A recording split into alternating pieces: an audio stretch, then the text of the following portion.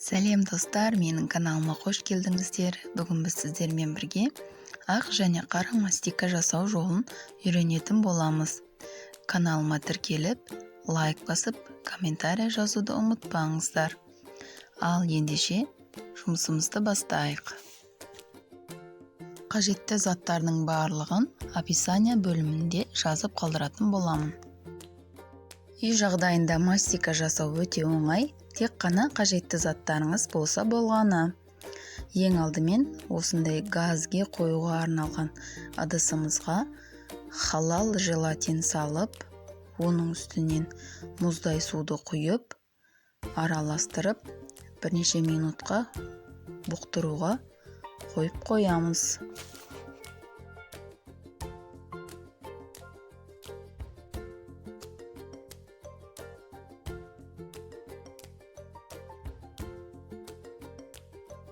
Бірнеше минут уақыт өтті. Енді ыдысымыздың астына от жағып, желатинді араластыра бастаймыз. Қатты қайнап кетпеу керек, тек қана суы ыстық болып, және ішіндегі желатин еріп тұрса болғаны. Енді оттан алып, бұл желатинімізге бал қосатын боламыз. Балды қосып жақсылап араластырамыз.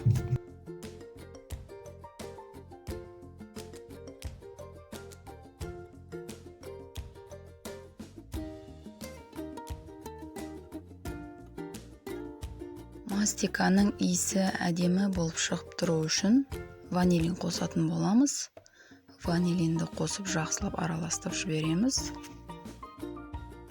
Одан кейін шымшым, лимон қышқылын қосамыз. Осымен барлық ингредиенттерімізді қосып алдық.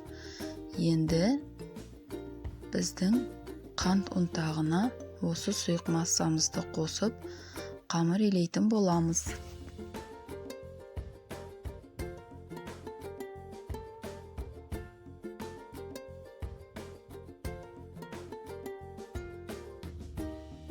Мінекей құрғақ массаға сұйық массаны қостық. Енді жақсылап араластырамыз. Тез-тез әрекет жасамасақ, қатып қалуы әбден мүмкін. Алдымен қасықпен араластырып аламыз, одан кейін қолымызбен қамыр илей бастаймыз. Описанияда жазылған қант ұнтағының мөлшері 50 немесе 100 грамм артық немесе кем қолданылуы мүмкін. Әркімнің жасаған мастикасына байланысты 50-100 грамм артық кемімен қолданасыздар. Мастикамыз дайын болып қалды. Үй жағдайында осындай мастика жасап, тоңазытқышта 2 немесе 3 ай сақтауға болады. Ал мұздатқышта 2-3 аптаға дейін сақтауға болады. Тек қолданардың алдында микроволновкада 5-10 секундта қыздырып алсаңыз жеткілікті, жұмсақ болып шыға келеді. Және өз қалауыңыз бойынша торттарды, пісірмелерді сәндей бересіз. Міне достар, қарап тұрсаңыздар, жасалу жолы өте оңай. Мастикамыз дайын болды. Енді бұл мастиканы 2 бөлшекке бөліп, жартысын қара түске бояйтын боламын.